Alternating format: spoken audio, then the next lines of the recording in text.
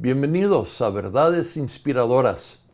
Soy el Dr. Jim Steenland y esta tarde quisiera mirar con ustedes a un tercer aspecto de lo que es la fe. ¿Se acuerdan que comenzamos estos estudios mirando a 4 verdades que nosotros necesitamos implementar en nuestra vida para nuestro crecimiento espiritual, para que podamos disfrutar de la vida abundante que Jesús quiere darnos? El primer punto fue amar a Dios con todo nuestro corazón, con toda nuestra alma y con toda nuestra mente. Y Jesús dijo, este es el mandamiento más importante en toda la palabra de Dios. Y el segundo es similar, semejante. Amarás a tu prójimo como a ti mismo. Entonces tenemos amar a Dios, amar a otros. Y luego vimos de Hebreos 11:6 que sin fe es imposible agradar a Dios. Entonces, si nosotros vamos a disfrutar de la vida abundante que Jesús vino a darnos, tenemos que aprender cómo ser personas de fe o cómo vivir por fe. Y luego el 4 punto que vamos a ver en el futuro es hacer discípulos o enseñar a otros cómo vivir la vida que Jesús quiere que vivamos. Como lo que Jesús dijo es, id y haced discípulos enseñándoles a obedecer todo lo que yo os he mandado. Entonces nuestra responsabilidad es de enseñar a otros y ayudarles a crecer a la madurez. Estos son los 4 principios bíblicos que son esenciales para nuestra madurez y nuestro crecimiento espiritual. Estamos en este tercer punto, vivir por fe, y estamos en el tercer mensaje de este punto. Entonces, esta tarde quiero que veamos lo que yo estoy llamando fe en acción. El autor de Hebreos nos ha dado 18 diferentes ejemplos por nombre de personas quienes vivieron por fe, su fe en acción. Y vimos la vez pasada la vida de Abraham. Hoy quiero mirar a 3 más de estos personajes y quiero que veamos cómo ellos vivieron por fe, cómo su fe fue puesto en acción. Y quiero que veamos, para nuestro texto, quiero que veamos el principio de Hebreos capítulo 12. Quiero mirar a versículos 1 y 2 para nuestros puntos y luego de allí vamos a mirar a los ejemplos. Permítanme leer versículos 1 y 2 del capítulo 12 del libro de Hebreos. Por tanto, nosotros también, teniendo en derredor nuestro tan grande nube de testigos, despojémonos de todo peso y del pecado que nos asedia, y corramos con paciencia la carrera que tenemos por delante, puesto los ojos en Jesús, el autor y consumador de la fe, el cual por el gozo puesto delante de él, sufrió la cruz, menospreciando el oprobio, y se sentó a la diestra del trono de Dios. Notemos que él comienza diciendo por tanto. Él está refiriendo o dando una conclusión a lo que él nos ha dicho en capítulo 11. Él está concluyendo y trayéndonos una aplicación de los ejemplos que él nos ha dado. Él dice, por tanto, nosotros también, como ellos, nosotros también. Y él dice, teniendo en derredor nuestro tan grande nube de testigos. Él está diciéndonos que estas personas de capítulo 11 son una nube de testigos. Ellos nos rodean y ellos están animándonos a continuar corriendo esta carrera y no permitiendo que nada intervenga con nuestro ganar el premio que nos espera. Nota cómo él está usando esto. Es como el autor nos está diciendo que estas personas son los espectadores y nosotros somos los jugadores. Nosotros estamos en la cancha. Estamos luchando contra la oposición. Nosotros queremos ganar el juego. Nosotros queremos meter el gol. Y obviamente el otro partido está en contra de nosotros. Y estos testigos están alrededor de nosotros diciéndonos, tú puedes, dale, dale, dale. Nos están animando que continuamos esta lucha, esta batalla para ganar el juego. La copa está allí, es tuyo si puedes ganar. Y ellos nos están animando que hagamos cuando parece que ya no podemos más. Ellos están diciendo, tú puedes, no te des por vencido, dale más. Estos son los testigos que nos rodean. Nosotros tenemos que mantener nuestro enfoque en el premio, no permitiendo que nada nos distraiga de la meta que está por delante. Quiero ver con ustedes 3 ejemplos. Bajo este punto, quiero ver 3 testigos que hemos visto en capítulo 11. La primera es la esposa de Abraham, Sara. La encontramos en versículo 11 del capítulo 11. Leemos lo siguiente: por la fe también la misma Sara, siendo estéril, recibió fuerza para concebir y dio a luz aún fuera del tiempo de la edad, porque creyó que era fiel quien lo había prometido. Quiero que noten cuidadosamente las palabras que el autor está usando. Sara recibió fuerza para concebir. Algo que fue imposible para esta mujer de 90 años de edad. Había sido estéril toda su vida. Ella nunca ha podido tener hijos. Ahora ya es vieja, ya le ha pasado el tiempo de tener hijos. Y Dios promete que el año que viene Sara va a tener un hijo. Y Sara, aquí vemos que ella creyó que era fiel quien lo había prometido. Y porque ella creyó la promesa de Dios, ella recibió fuerza en su cuerpo para su cuerpo hacer lo imposible, de embarazarse y dar a luz un hijo. Yo creo que hay muchos, y yo sé, hay muchos que saben que Dios puede hacer lo imposible. Eso no es el problema. Sabemos que Dios puede hacer cualquier cosa. El problema es que nosotros dudamos que Dios lo hará. Ese es el gran problema que nosotros tenemos cuando nosotros oramos y pedimos que Dios haga algo. Nosotros dudamos y nosotros decimos, bueno, yo no dudo. Sí, en lo profundo de nuestro corazón dudamos que Dios va a responder conforme a nuestra oración. Esto no es nada nuevo. Esto estuvo presente en la iglesia primitiva. El apóstol Santiago, quien vimos en nuestro primer estudio, este mismo Santiago escribe en versículos 6 y 7 del capítulo 1. Él dice esto: pero pida con fe, no dudando nada. Allí está. Obviamente, esto fue un problema en la iglesia primitiva porque él dice, no debes de dudar.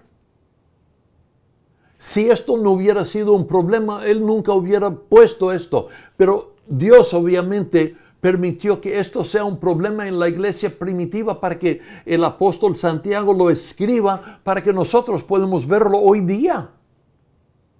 El dudar es lo que impide que Dios cumpla lo que nosotros pedimos. Mire cómo Él dice, pero pida con fe, no dudando nada. ¿Por qué? Porque el que duda es semejante a la ola del mar que es arrastrada por el viento y echada de una parte a otra. No piensa pues que tal haga que recibirá cosa alguna del Señor. Ahí está el problema. Esto fue un problema en la iglesia primitiva y es un problema con nosotros hoy día. Dudamos. Y el apóstol Santiago dice, no dudes nada. Cuando nosotros oramos, nosotros debemos de estar pidiendo a Dios, Dios, si hay una duda en mi corazón que yo no reconozco, por favor, revélalo para que la puedo confesar como pecado, porque el dudar es pecado. Porque cuando nosotros dudamos, estamos pensando que Dios no lo hará. Estamos dudando el amor de Dios, estamos dudando las palabras de Jesús que podemos pedir en fe y recibir.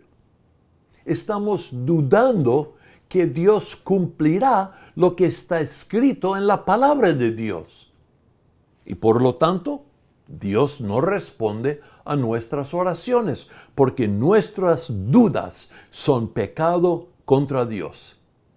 Y muchos de nosotros ni siquiera reconocemos nuestras dudas y no lo consideramos que es pecado dudar la palabra de Dios.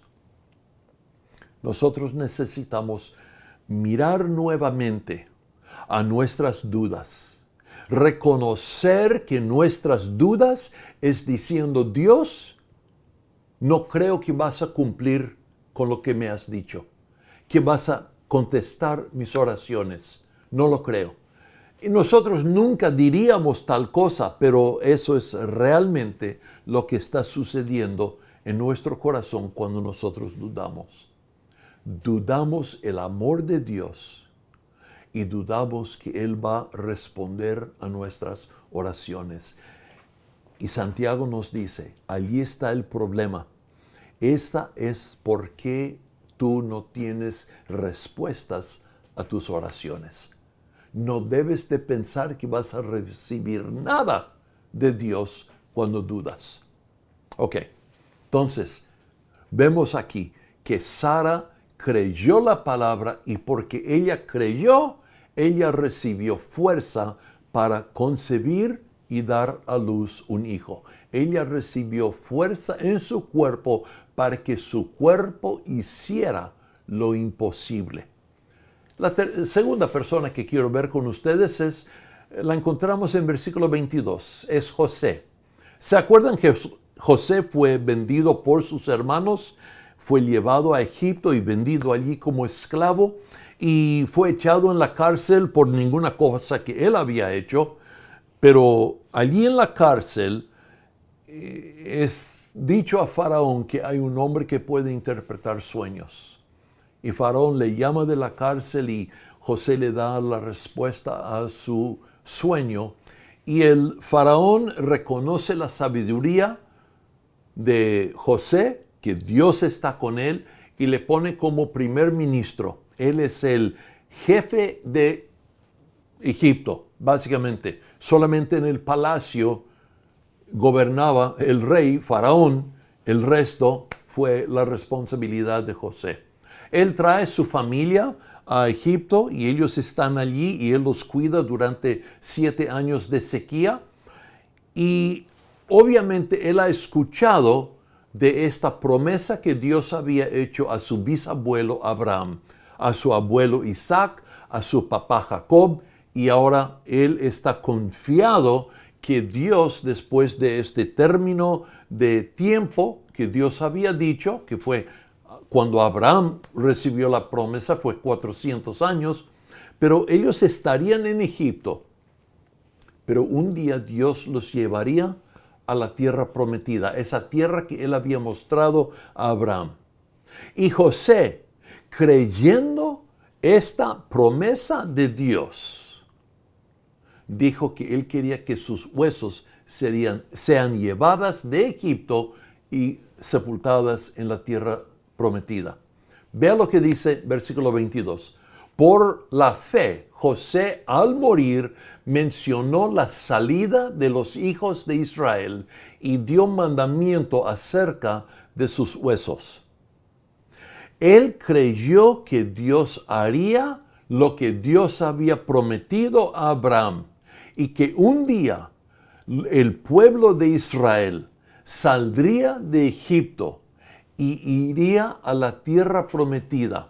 Y él dice, yo quiero que mis huesos sean sepultadas en esa tierra donde Dios está y donde Dios está bendiciendo. Lleve mis huesos. Él estaba totalmente confiado que Dios cumpliría lo que Dios había dicho y que la nación de Israel un día saldría de Egipto e iría a la tierra prometida. Entonces él dice, lleven con ustedes mis huesos, confiando en lo que Dios había dicho. Una fe absolutamente enfocada en el cumplimiento de la promesa del Padre Dios. ¿Ok? Dios no puede mentir. José sabía eso, confiaba en eso y por eso él dio instrucciones acerca de sus huesos. Testigo número 3 es Moisés. La encontramos en versículo 28 del capítulo 11. Encontramos estas palabras. Por la fe celebró la Pascua y la aspersión de la sangre para que el que destruía a los primogénitos no los tocase a ellos. Esto fue la primera Pascua. La nación de Israel nunca había, el mundo nunca había visto tal cosa. Nunca en la historia de la humanidad había un ángel de Jehová pasar sobre el pueblo mirando a las casas para ver dónde había sangre y dónde no había sangre. Y Dios le dice a Moisés, esta es la 10ª plaga que va a venir sobre Egipto para que Egipto permitiera que la nación de Israel saldría. Y Dios le había dicho que mataran una oveja y que pusieran la sangre sobre los postes y sobre el dintel y que el ángel de Jehová pasaría sobre la tierra. Y en cada casa donde no había la sangre, el ángel entraría y mataría al primogénito. Pero donde el ángel vio la sangre, el ángel pasaría por esa casa, no entraría y allí nadie moriría. Entonces, todo el pueblo de Israel obedeció el mandamiento que Dios había dado a Moisés, con plena confianza que Dios cumpliría lo que Dios había dicho. La Biblia nos dice que en ninguna casa de Israel, del pueblo de Israel, entró el ángel y mató un hijo, un primogénito, porque ellos habían puesto la sangre. Pero en cada casa de los egipcios, en los que no habían puesto la sangre, el ángel entró. Y la Biblia nos dice que no había casa donde no había el muerto del primogénito. Confiaban plenamente en la palabra de Dios, que Dios haría lo que Dios había prometido. Y esa misma noche, la nación de Israel sale de Egipto y comienza su viaje a la tierra prometida. Esto es fe en acción. Esto es confiando completamente, totalmente en la palabra de Dios. Y estas personas, porque confiaron, obedecieron y recibieron la bendición de Dios porque habían obedecido. La obediencia trajo la bendición. Sin obediencia, como en el caso de los egipcios, vino la plaga. vino la muerte. Pero donde había cumplimiento de la palabra de Dios, donde había obediencia, hubo bendición. Y esto es algo que nosotros necesitamos siempre recordar. Donde hay obediencia, hay bendición. Donde no hay obediencia, no hay bendición. ¿Ok? Ok. Punto número 2 de estos dos versículos del capítulo 12 que estamos viendo. Despojémonos de todo peso y del pecado que nos asedia. En la traducción, nosotros perdemos algo del sentido de lo que está diciendo aquí. El nosotros también, que fue dicho en la primera parte, también aplica aquí. Nosotros también despojémonos de todo peso y del pecado que nos asedia. Ese también refiere a nosotros en este caso. Nosotros como ellos debemos de despojarnos de todo peso y del pecado que nos asedia. Ellos son ejemplos para nosotros y nosotros debemos de hacer lo que ellos hicieron. El autor está diciendo que nosotros también, como ellos, no permitieron que nada interfiere, que ellos alcanzaran la meta que Dios les había dado. Nosotros también, como ellos, no debemos de permitir que nada intervenga, que nada impide que corramos esta carrera. El tercer punto que quiero ver con ustedes es, corramos con paciencia la carrera que tenemos por delante.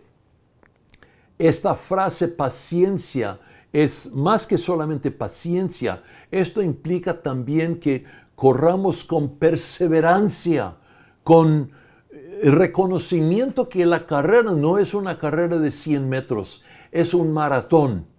Puede durar 60, 70, 80, 90, tal vez hasta 100 años que vas a estar corriendo esta carrera. Entonces, si hay algo que necesitas hacer para capacitarte, para que puedas correr mejor la carrera, hazlo. Aunque tengas 60 años, si necesitas estudiar, hazlo. En mi caso, yo tuve 69 años de edad cuando por fin recibí mi doctorado. ¿Por qué lo hice? ¿Para poner doctor en mi nombre? No, para nada. Yo lo hice para capacitarme mejor para darles estos estudios. Yo quería hacer lo mejor que puedo. Y ahora, yo no les digo eso porque quiero que ustedes me miren a mí como un gran ejemplo. No, para nada, por favor. Olvide que tengo el doctorado. Lo que estoy diciendo es, nosotros como ellos debemos de mirar adelante y reconocer que esto es un maratón y que yo debo de capacitarme y hacer todo lo necesario para prepararme y hacer todo lo posible para que yo pueda cumplir la obra que mi Señor me ha asignado. Luego nos dice, punto 4, puesto los ojos en Jesús. Cuando vemos esta frase, puesto los ojos en Jesús, el autor está diciendo, Jesús es el modelo que nosotros debemos de seguir. ¿En qué forma fue Jesús el modelo? ¿Por qué el autor usa a Jesús como el ejemplo? Bueno, Jesús fue el ejemplo de un amor perfecto por el Padre, eso sabemos, porque Él cumplió el gran mandamiento de amar a Dios con todo su corazón, con toda su alma y con toda su mente. Él es el único quien verdaderamente cumplió ese mandamiento con perfección. Y Él, Jesús, dijo varias veces en el libro de Juan, mi enfoque es hacer la voluntad del Padre. Él dijo, yo no hago nada que el Padre no me ha dicho. Todo lo que yo hago en obediencia a lo que el Padre me ha dicho.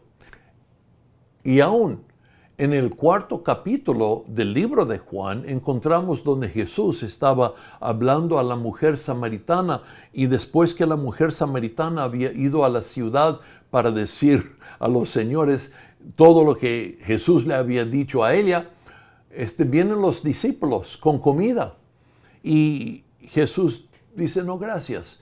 Y ellos comienzan a hablar entre sí preguntando si alguien le había traído algo para comer. Y en versículo 34 leemos esto. Jesús les dijo, mi comida es que haga la voluntad del que me envió y que acabe su obra. Lo que le daba fuerza a Jesús, lo que le daba energía, lo que le daba la habilidad de continuar, no fue la comida para el cuerpo, fue cumplir la voluntad del Padre. Y por eso el autor de Hebreos nos dice que Jesús es nuestro modelo. Nosotros debemos de poner nuestra mirada en Jesús, enfocándonos en Jesús. Nosotros también debemos de mirar al cumplimiento de la obra que el Padre nos ha dado. Nosotros debemos de mirar a eso como la meta de nuestra vida. Todo lo que nosotros acumulamos aquí en el mundo, la vamos a dejar aquí en el mundo. Lo único que vamos a llevar al cielo es si nosotros hemos acabado la obra que el Padre nos ha dado. Eso va a ser la gran pregunta cuando llegamos al cielo. ¿Usaste todas las habilidades y todos los talentos que yo puse en tus manos para cumplir la obra que yo te di? Eso va a ser la gran pregunta. Y si lo hemos hecho, vamos a oír de nuestro Señor bien hecho. Temo que muchos no van a escuchar eso. ¿Cómo podemos nosotros entonces aplicar esto? ¿Cómo debemos nosotros mirar a estos versículos y ponerlo en práctica en nuestra vida? ¿Cómo podemos nosotros poner nuestra fe en acción? Recuerdo una vez uno de esos hombres que levanta pesos para tener ese cuerpo mundial, ese cuerpo famoso. Él me dijo, no puedes permitir que aún piensas o consideras una excusa para no ir y levantar pesas. Porque si permites aún considerar una excusa, vas a encontrar una excusa. Nunca he olvidado lo que él me dijo, porque así es con el pecado. Si nosotros permitimos que nuestra mente aún considere la opción de tomar el camino fácil, la vamos a tomar.